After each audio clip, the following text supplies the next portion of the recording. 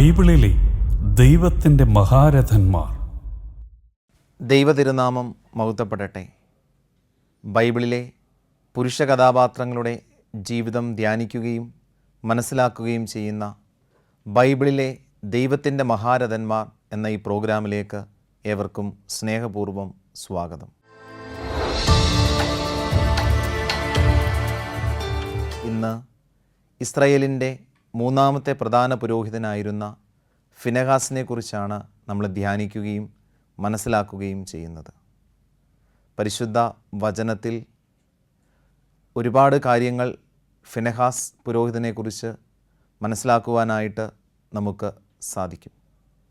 പരിശുദ്ധ വചനത്തിലൂടെ യാത്ര ചെയ്യുമ്പോൾ ഫിനെഹാസിൻ്റെ ജീവിതം ദൈവത്തോട് എത്രമാത്രം ചേർന്നിരുന്നു, ദൈവത്തോട് എത്രമാത്രം വിശ്വസ്തയോടെ ജീവിക്കുവാനാണ് ഫിനെഹാസ് ആഗ്രഹിച്ചിരുന്നത് എന്ന് നമുക്ക് മനസ്സിലാക്കുവാനായിട്ട് സാധിക്കും.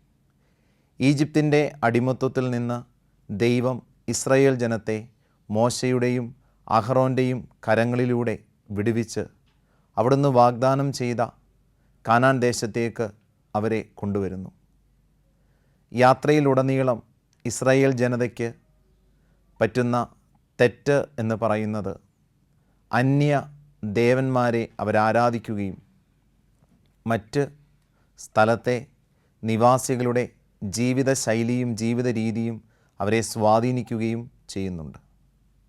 അങ്ങനെ പല പ്രാവശ്യം സത്യദൈവമാകുന്ന യഹോവയെ ആരാധിക്കാതെ വിഗ്രഹാരാധനകളിലേക്കും ബാൽ ദേവ ആരാധനയിലേക്കും അക്ഷേര പ്രതിഷ്ഠ ആരാധനയിലേക്കും ഇസ്രായേൽ ജനം വഴുതിപ്പോകുന്നത് നമുക്ക് കാണുവാനായിട്ട് സാധിക്കും.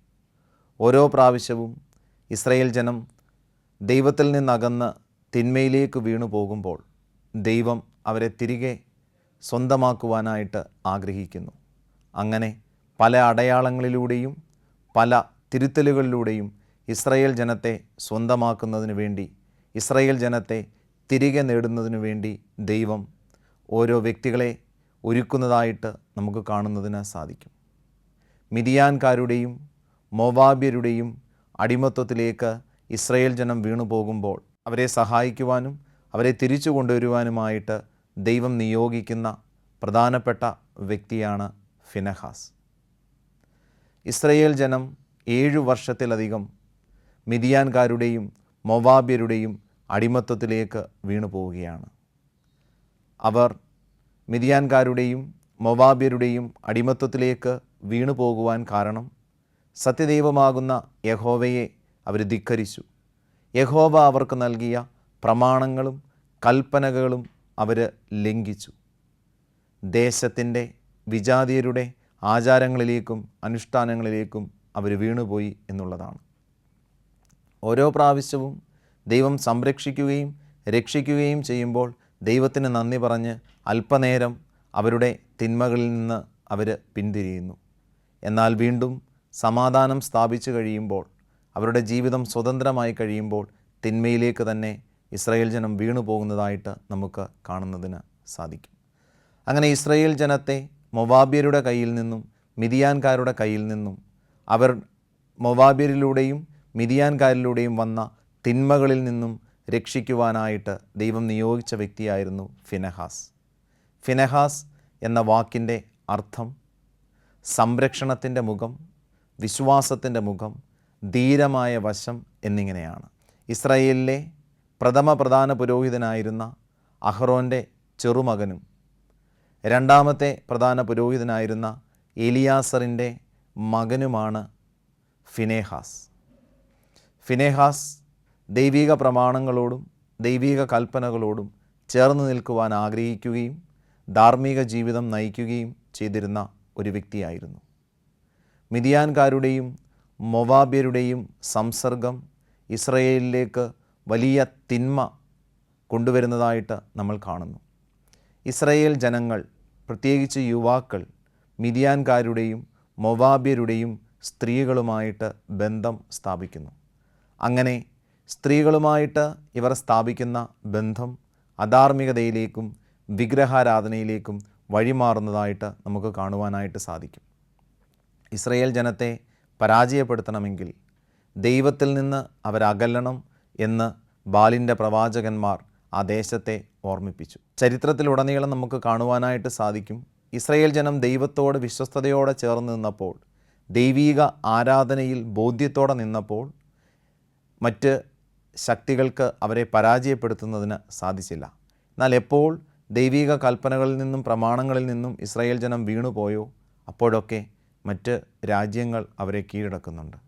അങ്ങനെ മൊവാബ്യരും മിദിയാൻകാരും ഇസ്രായേൽ ജനത്തെ കീഴടക്കുവാനായിട്ട് ആഗ്രഹിക്കുമ്പോൾ ബാലിൻ്റെ പ്രവാചകൻ അവരോട് പറയുകയാണ്, നിങ്ങൾ ഇസ്രായേൽ ജനത്തെ തോൽപ്പിക്കുവാൻ ആഗ്രഹിക്കുന്നുണ്ടെങ്കിൽ അവരും അവരുടെ ദൈവവും തമ്മിലുള്ള ബന്ധത്തിൽ വിള്ളലുണ്ടാകണം.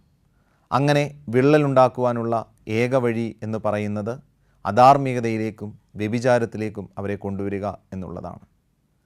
ബാലിൻ്റെ പ്രവാചകൻ്റെ ഈ നിർദ്ദേശം കേട്ടുകൊണ്ട് മൊവാബിലെയും മിദിയാനിലെയും സ്ത്രീകൾ ഇസ്രായേലിലെ അനേകം പുരുഷന്മാരുമായിട്ട് ബന്ധം സ്ഥാപിക്കുവാനായിട്ട് ആഗ്രഹിച്ചു.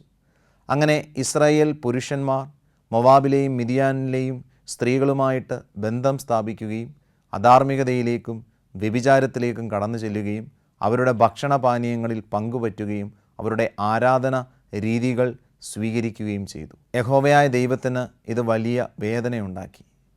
മോശയെ വിളിച്ചുകൊണ്ട് അവിടുന്ന് ഇപ്രകാരം പറഞ്ഞു, ഇതാ ഈ ജനം വീണ്ടും വീണ്ടും തിന്മ ചെയ്ത് എന്നിൽ നിന്ന് അകലുന്നു.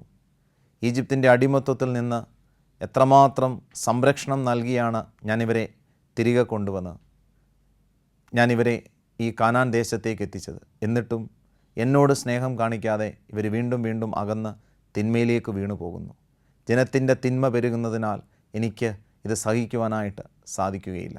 അങ്ങനെ മോശയോടും അഹറോനോടും എലിയാസറിനോടും ഒക്കെ ഈ ജനത്തിൻ്റെ തിന്മയെക്കുറിച്ച് ദൈവം സംസാരിച്ചു. ഈ ജനത്തിൽ നിന്ന് തിന്മ ഉന്മൂലനം ചെയ്യുന്നതിന് നേതാക്കന്മാരെ കൊന്നുകളയുവാനായിട്ട് ദൈവം മോശയോട് ആവശ്യപ്പെടുകയാണ്. കാരണം നേതാക്കന്മാർ തിന്മയിലേക്ക് വീഴുന്നു. നേതാക്കന്മാർ തിന്മയിലേക്ക് വീഴുമ്പോഴേക്കും ജനങ്ങളും തിന്മയിലേക്ക് വീഴുന്നതായിട്ട് യഹോവയായ ദൈവം കാണുന്നു. അങ്ങനെ യഹോവയായ ദൈവം തന്നോട് നേതാക്കന്മാരെ കൊന്നുകളയുവാനും ജനത്തെ തിരുത്തുവാനും ആവശ്യപ്പെടുമ്പോൾ വളരെ വേദനയോടെ സങ്കടത്തോടെ മോശയും അഹ്റോനും എലിയാസറും ഫിനെഹാസും ഒക്കെ ഒരുമിച്ച് സമാഗമ കൂടാരത്തിൻ്റെ സമീപത്ത് ഇരിക്കുമ്പോൾ പെട്ടെന്ന് ഒരു ഇസ്രായേൽക്കാരൻ ഒരു മിദിയാൻകാരി സ്ത്രീയുമായിട്ട് തൻ്റെ കൂടാരത്തിലേക്ക് വരുന്നത് അവർ കാണും.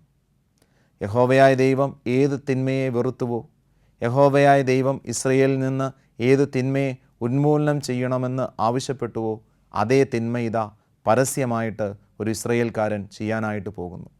അത്രയും പേര് നോക്കി നിൽക്കെ തൻ്റെ സ്വന്തം കൂടാരത്തിലേക്ക് ഒരു മിദിയാൻകാരി സ്ത്രീയുമായിട്ട് ആ ഇസ്രായേൽക്കാരൻ കടന്നു വരികയാണ്. അവരുടെ സാന്നിധ്യത്തിൽ ആ കൂടാരം അശുദ്ധമാക്കുവാനായിട്ട് അവൻ പരിശ്രമിക്കുകയാണ്. ഇത് കണ്ട ഫിനെഹാസിന് ഒരല്പം പോലും ക്ഷമിക്കുവാനായിട്ട് സാധിക്കുന്നില്ല. ഫിനെഹാസ് ഉടനെ തൻ്റെ അടുത്തുണ്ടായിരുന്ന ഒരു കുന്തം എടുത്തുകൊണ്ടുപോയി ആ ഇസ്രായേൽക്കാരനെയും ആ മിദിയാൻകാരി സ്ത്രീയെയും അവരുടെ ഉദരത്തിൽ കുന്തം തറച്ച് കൊന്നുകളഞ്ഞു. അങ്ങനെ ഇസ്രായേൽ ജനത്തിനു വേണ്ടി വലിയ ഒരു പരിഹാരം, പ്രായശ്ചിത്തം ഫിനെഹാസ് ചെയ്യുന്നതായിട്ട് നമുക്ക് കാണുന്നതിന് സാധിക്കും. അതുവരെ വലിയ വസന്തയിലൂടെ ഇസ്രായേൽ ജനം മരിച്ചു വീണപ്പോൾ ഫിനെഹാസ് ഈ കുന്തം കൊണ്ട് ഈ രണ്ട് വ്യക്തികളെയും, ഈ ഇസ്രായേൽക്കാരനെയും മിദിയാൻകാരി സ്ത്രീയെയും വധിച്ചു കഴിയുമ്പോൾ ആ ഒറ്റ കാരണത്താൽ ഇസ്രായേലിൽ നിന്ന് വസന്തബാധ നീങ്ങിപ്പോവുകയും മറ്റുള്ളവർ ആരോഗ്യമുള്ളവരായിട്ട് തീരുകയും ചെയ്യുന്നു. ഫിനെഹാസിൻ്റെ ഈ പ്രവൃത്തിയെ ദൈവം ഏറെ മാനിക്കുകയും ഇഷ്ടപ്പെടുകയും ചെയ്യുന്നു. ദൈവം മോശയെ വിളിച്ചിട്ട് ഫിനെഹാസിനെക്കുറിച്ച് ഇപ്രകാരം പറഞ്ഞു, എന്നെക്കുറിച്ചുള്ള തീഷ്ണത അവനിലുണ്ട്. അവൻ്റെ തീഷ്ണത ഞാൻ ഏറെ ഇഷ്ടപ്പെടുന്നു. അവൻ്റെ തീഷ്ണതയെ ഞാൻ അംഗീകരിക്കുന്നു. ദൈവത്തോട് അവൻ തീഷ്ണത കാണിക്കുകയും ജനത്തിനു വേണ്ടി അവൻ പ്രായശ്ചിത്തം ചെയ്യുകയും ചെയ്തു. അതായത് യഹോവയായ ദൈവത്തിന് ഫിനെഹാസിൻ്റെ ജീവിതം വല്ലാതെ ഇഷ്ടപ്പെടുന്നുണ്ട്. പുതിയ നിയമത്തിൽ കർത്താവ് ഈശോ മിശിഹായുടെ മാമോദീസ സമയത്ത് സ്വർഗം തുറന്ന് ആത്മാവ് പ്രാവിൻ്റെ രൂപത്തിൽ ഈശോ മിശിഹായുടെ മേൽ എഴുന്നള്ളി വരുമ്പോൾ ഇപ്രകാരം പറയുന്നത് നാം കേൾക്കുന്നു, ഇവൻ എൻ്റെ പ്രിയപുത്രൻ, ഇവനിൽ ഞാൻ പ്രസാദിച്ചിരിക്കുന്നു.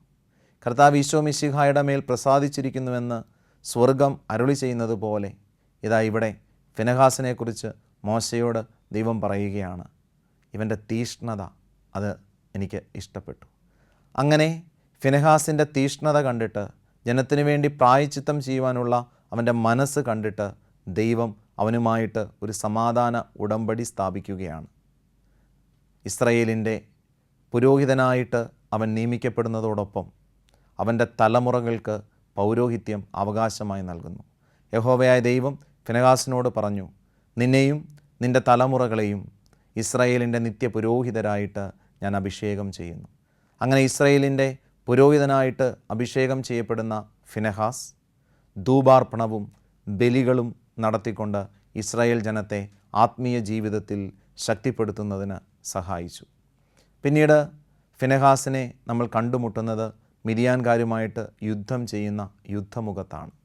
ഒരു പുരോഹിതൻ എന്ന നിലയിലും ഒരു പോരാളി എന്ന നിലയിലും ഇസ്രായേൽ ജനത്തെ സഹായിക്കുവാനായിട്ട് ഫിനെഹാസ് മുന്നിട്ടിറങ്ങുന്നു. മിദ്യാൻകാരുമായിട്ട് ഫിനെഹാസ് യുദ്ധം ചെയ്യുകയും ആ യുദ്ധത്തിൽ ഇസ്രായേൽ ജനം ജയിക്കുകയും ചെയ്യുന്നു. വളരെ വ്യത്യസ്തമായിട്ടുള്ള ജീവിത രീതിയിലൂടെ കടന്നു പോകുന്ന ഫിനെഹാസിൻ്റെ ജീവിതം നമുക്കേറെ മാതൃകാപരമാണ്. ഒരു പുരോഹിതനായും ഒരു പടയാളിയായും ഇസ്രായേൽ ജനത്തെ നയിക്കുകയും ബലപ്പെടുത്തുകയും ചെയ്ത ഫിനെഹാസിൻ്റെ ജീവിതത്തെ നമ്മുടെ ജീവിതവുമായിട്ട് നമുക്കൊന്ന് ചേർത്ത് വയ്ക്കാം.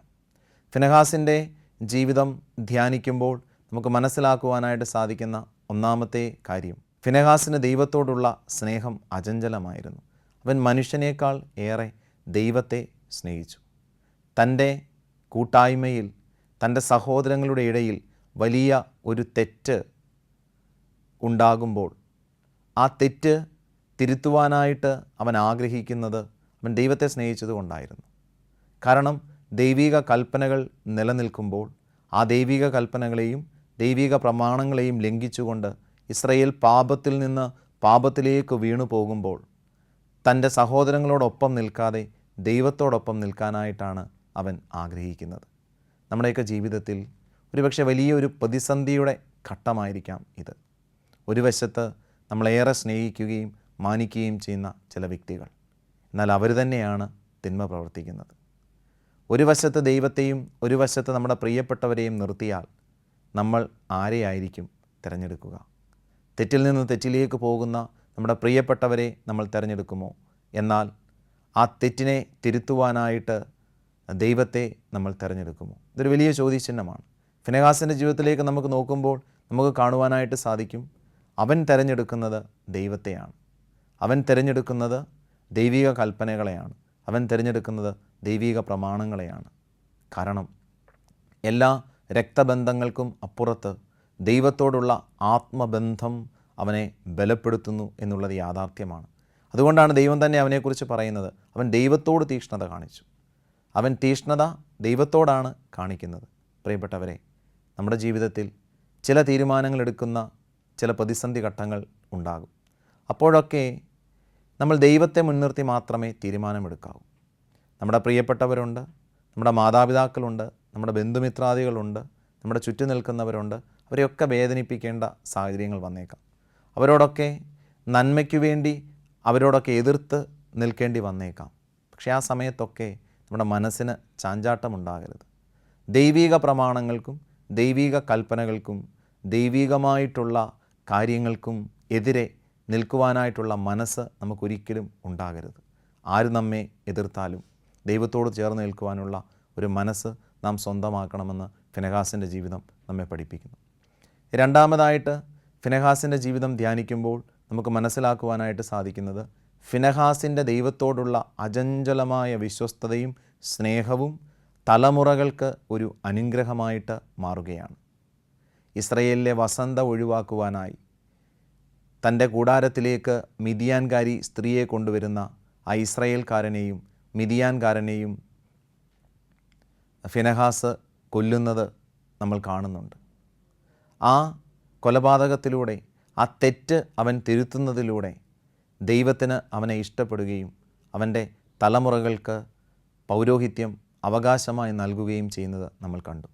അവനുമായിട്ടൊരു സമാധാന ഉടമ്പടി സ്ഥാപിച്ചുകൊണ്ട് നിത്യ പൗരോഹിത്യം അവനും അവൻ്റെ തലമുറകൾക്കും ദൈവം വാഗ്ദാനം ചെയ്യുന്നു. അപ്പോൾ തീർച്ചയായിട്ടും നമ്മുടെ പ്രാർത്ഥനകൾ, നമ്മുടെ യാചനകൾ, നമ്മുടെ അർത്ഥനകൾ, നമ്മുടെ പ്രവർത്തികൾ ഇതൊക്കെ നമ്മുടെ തലമുറകൾക്ക് അനുഗ്രഹമായി മാറണം. പലപ്പോഴും നമ്മൾ നമ്മുടെ ഈ കാലഘട്ടത്തിലെ സ്വാർത്ഥപരമായിട്ടുള്ള ചിന്തയിൽ നമ്മുടെ ജീവിതത്തെ ക്രമീകരിക്കാറുണ്ട്. ഞാൻ എങ്ങനെ ജീവിക്കണം, എൻ്റെ നന്മ, എൻ്റെ സന്തോഷം, എൻ്റെ ആനന്ദം, ഇതിനെക്കുറിച്ചൊക്കെ മാത്രം ചിന്തിച്ചുകൊണ്ട് നമ്മുടെ ജീവിതത്തെ ക്രമീകരിക്കുമ്പോൾ നമ്മൾ തിരിച്ചറിയേണ്ട ഒരു യാഥാർത്ഥ്യം തലമുറകൾക്ക് ലഭിക്കേണ്ട നന്മ ലഭിക്കാതെ പോകുന്നുണ്ടോ എന്നുള്ളതാണ്. നമ്മൾ എത്രമാത്രം ദൈവത്തോട് ചേർന്ന് നിൽക്കുകയും നമ്മൾ എത്രമാത്രം ദൈവത്തെ ചേർത്ത് പിടിക്കുകയും ചെയ്യുന്നുവോ അതനുസരിച്ച് നമ്മുടെ തലമുറകൾ അനുഗ്രഹിക്കപ്പെടുമെന്ന് ഫിനെഹാസിൻ്റെ ജീവിതത്തിൽ നിന്ന് കാണുവാനായിട്ട് സാധിക്കും. ഫിനെഹാസ് ദൈവത്തിനു വേണ്ടി നിലകൊണ്ടു, ഫിനെഹാസ് ദൈവത്തോട് ചേർന്ന് നിന്നു. അതുകൊണ്ട് ഫിനെഹാസിലൂടെ ഫിനെഹാസിൻ്റെ തലമുറകൾ അനുഗ്രഹിക്കപ്പെട്ടു. അതിനാൽ നമ്മുടെ വ്യക്തിപരമായ തീരുമാനങ്ങൾക്കും നമ്മുടെ സ്വാർത്ഥപരമായ തീരുമാനങ്ങൾക്കും അപ്പുറത്ത് ദൈവത്തെ ചേർത്ത് പിടിക്കുവാനും നമ്മുടെ സന്തോഷങ്ങൾക്കും നമ്മുടെ ആനന്ദങ്ങൾക്കും അപ്പുറത്ത് ദൈവിക നന്മകളിൽ ആശ്രയിക്കുവാനും ആനന്ദിക്കുവാനും സാധിച്ചാൽ, ഒരു കൂട്ടായ്മയ്ക്ക് വേണ്ടി, ഒരു ദേശത്തിനു വേണ്ടി, നാം ആയിരിക്കുന്ന ഇടങ്ങൾക്ക് വേണ്ടി, നമ്മുടെ കുടുംബത്തിനു വേണ്ടി ദൈവത്തെ സ്വന്തമാക്കുവാനും നേടുവാനും അവർക്ക് വേണ്ടി ദൈവിക കാര്യങ്ങൾ ചെയ്യുവാനും നമ്മൾ പരിശ്രമിച്ചാൽ നമ്മിലൂടെ നമ്മുടെ തലമുറകൾ അനുഗ്രഹിക്കപ്പെടും എന്ന് നമുക്ക് തിരിച്ചറിയാം, മനസ്സിലാക്കാം. മൂന്നാമതായിട്ട് നമുക്ക് കാണുവാനായിട്ട് സാധിക്കുന്ന കാര്യം, ഫിനെഹാസ് ഇസ്രയേലിൽ നിന്ന് തിന്മ നീക്കം ചെയ്യുവാനും വസന്ത അകറ്റുവാനുമായിട്ട് രണ്ടുപേരെ കൊന്നുകളയുന്നതായിട്ട് കാണുന്നുണ്ട്. ഒരുപക്ഷെ പ്രത്യക്ഷത്തിൽ നമ്മുടെ പഞ്ചേന്ദ്രിയങ്ങൾ കൊണ്ട് വിലയിരുത്തുകയാണെങ്കിൽ ഇത്രയും ക്രൂരമായ ഒരു പ്രവൃത്തിയല്ലേ അത് എന്ന് നമുക്ക് തോന്നിയേക്കാം. ഈ കൊലപാതകം ആവശ്യമുണ്ടായിരുന്നു എന്ന് നമുക്ക് തോന്നിയേക്കാം. എന്നാൽ ഇവിടെ വളരെ അചഞ്ചലമായിട്ട് വചനം നമ്മെ ഓർമ്മിപ്പിക്കുന്നൊരു കാര്യം, പാപത്തോടൊരിക്കലും നമ്മൾ സന്ധി ചേരരുത് എന്നുള്ളതാണ്. വിശുദ്ധ മർക്കോസിൻ്റെ സുവിശേഷം 9-ാം അധ്യായം 40 മുതലുള്ള തിരുവചനങ്ങളിൽ നമുക്ക് ഇപ്രകാരം വായിക്കുവാനായിട്ട് സാധിക്കും. കർത്താവ് യേശു മിശിഹ പറയുകയാണ്, നിൻ്റെ കൈ നിനക്ക് പാപഹേതുവാണെങ്കിൽ വെട്ടിക്കളയുക, നിൻ്റെ കണ്ണ് നിനക്ക് പാപഹേതുവാണെങ്കിൽ ചൂഴ്ന്നു കളയുക, നിൻ്റെ കാല് നിനക്ക് പാപഹേതുവാണെങ്കിൽ മുറിച്ചു മാറ്റുക. അപ്പോൾ തീർച്ചയായിട്ടും വളരെ ക്രൂരമായി ഫിനെഹാസ് പ്രവർത്തിച്ചു എന്ന് തോന്നുമ്പോഴും വലിയൊരു ഓർമ്മപ്പെടുത്തൽ ഫിനെഹാസ് നമ്മുടെ മുൻപിൽ വെക്കുകയാണ്. ദൈവത്തിനെതിരായും ദൈവിക നന്മകൾക്കെതിരായും ദൈവിക കൽപ്പനകൾക്കെതിരായും പ്രവർത്തിക്കുവാനായിട്ടുള്ള സാധ്യതകളെ നമ്മൾ പൂർണ്ണമായിട്ടും വിച്ഛേദിച്ച് കളയണം. ഒരുപക്ഷെ വ്യക്തിയാകാം, വസ്തുവാകാം, നമ്മുടെ പ്രിയപ്പെട്ടവരാകാം, സംഭവങ്ങളാകാം, സാഹചര്യങ്ങളാകാം. ദൈവസ്നേഹത്തിൽ നിന്നും ദൈവ സാന്നിധ്യത്തിൽ നിന്നും നമ്മെ അകറ്റി ദൈവത്തിനെതിരെ പ്രവർത്തിക്കുവാനായിട്ട് നമ്മെ പ്രചോദിപ്പിക്കുന്ന, നമ്മെ സ്വാധീനിക്കുന്ന എല്ലാത്തിനെയും സന്ധിയില്ലാതെ നമ്മുടെ ജീവിതത്തിൽ നമ്മൾ ഉപേക്ഷിക്കണം, മാറ്റി നിർത്തണം എന്ന് ഫിനെഹാസിൻ്റെ ഈ പ്രവൃത്തി നമ്മെ ഓർമ്മിപ്പിക്കുന്നു. നാലാമതായിട്ട് ഫിനെഹാസിൻ്റെ ജീവിതം ധ്യാനിക്കുമ്പോൾ നമുക്ക് മനസ്സിലാക്കുവാനായിട്ട് സാധിക്കുന്ന കാര്യം, ഇസ്രയേലിൻ്റെ തിന്മ വർദ്ധിക്കുന്നത് എങ്ങനെയാണെന്ന് വചനം നമ്മെ ഓർമ്മിപ്പിക്കുന്നു. ഇസ്രയേലിലെ നേതാക്കന്മാർ തിന്മ ചെയ്യുന്നു, അതിലൂടെ ജനം തിന്മ ചെയ്യുന്നു. അപ്പോൾ പലപ്പോഴും നമ്മളായിരിക്കുന്ന ഈ കാലഘട്ടത്തിൻ്റെ വലിയ ഒരു പ്രത്യേകത എന്തെന്ന് ചോദിച്ചാൽ, മൂല്യച്യുതി സംഭവിച്ചു പോകുന്ന നേതൃനിരയെ നമുക്ക് കാണാനായിട്ട് സാധിക്കും. അത് പലപ്പോഴും ആത്മീയ ജീവിതത്തിലെ ആത്മീയ നേതൃത്വമാണെങ്കിലും ഈ രാഷ്ട്രീയ ജീവിതത്തിലെ രാഷ്ട്രീയ നേതൃത്വങ്ങളാണെങ്കിലും നമ്മുടെ സാംസ്കാരിക നേതൃത്വങ്ങളാണെങ്കിലും അവരുടെ ജീവിതത്തിൽ ഏൽക്കുന്ന മൂല്യച്യുതികൾ നമ്മെ സ്വാധീനിക്കാറുണ്ട്. നേതാക്കൾ പലപ്പോഴും വീണു പോകുമ്പോൾ അണികളും കുറവിലേക്കും ബലഹീനതകളിലേക്കും വീണു പോകുന്നതിന് ഇടയാകും എന്ന് നമുക്ക് മനസ്സിലാക്കുവാനായിട്ട് സാധിക്കും. നമ്മുടെ കുടുംബത്തിലേക്ക് വരുമ്പോൾ അപ്പൻ്റെ വീഴ്ച അത് അമ്മയെയും മക്കളെയും ബാധിക്കും. അമ്മയുടെ വീഴ്ച അത് അപ്പനെയും മക്കളെയും ബാധിക്കും. ഭർത്താവിൻ്റെ വീഴ്ച ഭാര്യയെയും കുടുംബത്തിലുള്ളവരെയും ബാധിക്കും. ഭാര്യയുടെ വീഴ്ച ഭർത്താവിനെയും കുടുംബത്തിലുള്ളവരെയും ബാധിക്കും. അതായത് നമ്മളൊരു കുടുംബമായിട്ട് ജീവിക്കുമ്പോൾ നമ്മുടെ വീഴ്ചകൾ അവരെ ബാധിക്കും. എന്നാൽ നമ്മൾ ഒരു കുടുംബമായി ജീവിക്കുമ്പോൾ നമ്മൾ ചെയ്യുന്ന നന്മകൾ അവരെ നന്മയുള്ളവരാക്കി മാറ്റുകയും ചെയ്യുന്നു. അപ്പോൾ തിന്മയുടെ സ്വാധീനം നമ്മുടെ കുടുംബത്തിൽ ചെലുത്തും, നന്മയുടെ സ്വാധീനം നമ്മുടെ ജീവിതത്തിലും കുടുംബത്തിലും ചെലുത്തും. അപ്പോൾ തിന്മയെ വെറുത്തുപേക്ഷിച്ച് നന്മയിൽ ചേർന്ന് നിൽക്കാനായിട്ട് നമുക്ക് പ്രത്യേകമായിട്ട് പരിശ്രമിക്കാം എന്ന് ഫിനെഹാസിൻ്റെ ജീവിതം നമ്മെ ഓർമ്മിപ്പിക്കുന്നു. അഞ്ചാമതായിട്ട് ഫിനെഹാസിൻ്റെ ജീവിതം ധ്യാനിക്കുമ്പോൾ നമുക്ക് മനസ്സിലാക്കുവാനായിട്ട് സാധിക്കുന്ന കാര്യം, ഒരു ആത്മീയ നേതാവ് എന്ന നിലയിൽ, ഒരു പുരോഹിതൻ എന്ന നിലയിൽ ദൈവിക പ്രമാണങ്ങളും കൽപ്പനകളും അക്ഷരം പ്രതി അനുസരിക്കുവാനും പാലിക്കുവാനും ജീവിക്കുവാനുമായിട്ട് ഫിനെഹാസ് പരിശ്രമിക്കുന്നുണ്ട്. അത് ദൈവജനത്തിന് കൃത്യമായിട്ട് പങ്കുവെച്ചു കൊടുക്കുവാനും ഫിനെഹാസ് ആഗ്രഹിക്കുന്നു.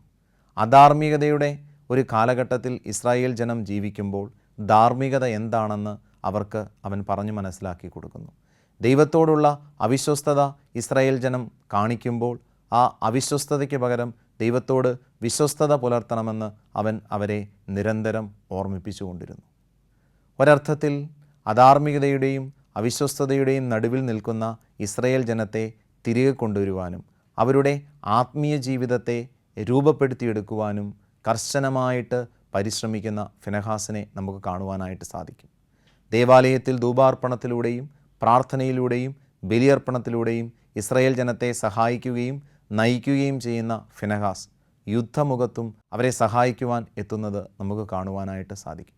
അപ്പോൾ ഒരു വ്യക്തിക്ക്, ഒരു കൂട്ടായ്മയ്ക്ക് ആത്മീയ പിന്തുണ നൽകുന്നത് പോലെ തന്നെ മറ്റ് എല്ലാ തരത്തിലുമുള്ള പിന്തുണ നൽകുവാൻ നമ്മളൊക്കെ ബാധ്യസ്ഥരാണ്. ആത്മീയ പിന്തുണയോടൊപ്പം മറ്റെല്ലാ പിന്തുണകളും നമ്മൾ നൽകണം. ഉദാഹരണത്തിന് നമ്മോട് സങ്കടവും വേദനയും പ്രയാസവും ദാരിദ്ര്യവും ഒക്കെ പങ്കുവയ്ക്കുന്ന വ്യക്തിയോട് നമ്മൾ പറയും, ഞാൻ പ്രാർത്ഥിച്ചോളാം.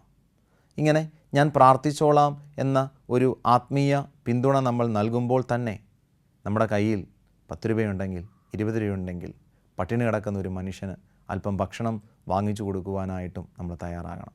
ദാഹിക്കുന്ന ഒരു വ്യക്തിക്ക് ഒരു ഗ്ലാസ് വെള്ളം കൊടുക്കുവാനായിട്ടും നമ്മൾ തയ്യാറാകണം. അപ്പോൾ ആത്മീയ പിന്തുണയോടൊപ്പം ഭൗതികമായിട്ടുള്ള ചില പിന്തുണകളും വ്യക്തികൾക്ക് ആവശ്യമാണ്. ഫിനെഹാസിൻ്റെ ജീവിതത്തിൽ ഇത് വളരെ വ്യക്തമായിട്ട് നമുക്ക് കാണാനായിട്ട് സാധിക്കും. ഇസ്രായേൽ ജനത്തിന് വേണ്ടി കരങ്ങൾ ഉയർത്തി പ്രാർത്ഥിക്കുന്നത് പോലെ തന്നെ ഇസ്രായേൽ ജനത്തിന് വേണ്ടി യുദ്ധം ചെയ്യാനായിട്ടും ഇറങ്ങുന്നുണ്ട്. പലപ്പോഴും നമ്മുടെ ജീവിതത്തിൽ പ്രാർത്ഥനകളായിട്ട് നിലനിൽക്കുന്നുണ്ട്. എന്നാൽ ഈ പ്രാർത്ഥനകൾ പ്രവർത്തനത്തിലൂടെ അത് ദൈവിക ഇടപെടലുകളാക്കി മറ്റുള്ളവരുടെ ജീവിതത്തിൽ സഹായവും പിന്തുണയും നൽകുമ്പോൾ അവരെ കൂടുതൽ ചേർത്ത് പിടിക്കുവാനും അവരെ നേടുവാനും നമുക്ക് സാധിക്കും എന്ന് ഫിനെഹാസിൻ്റെ ജീവിതം നമ്മെ ഓർമ്മിപ്പിക്കുന്നു. ഫിനെഹാസ് പിന്നീട് പരിശ്രമിക്കുന്നത് വിശുദ്ധിയും നവീകരണവും ഇസ്രായേൽ ജനതയുടെ ഇടയിൽ പുനഃസ്ഥാപിക്കുന്നതിന് വേണ്ടിയാണ്.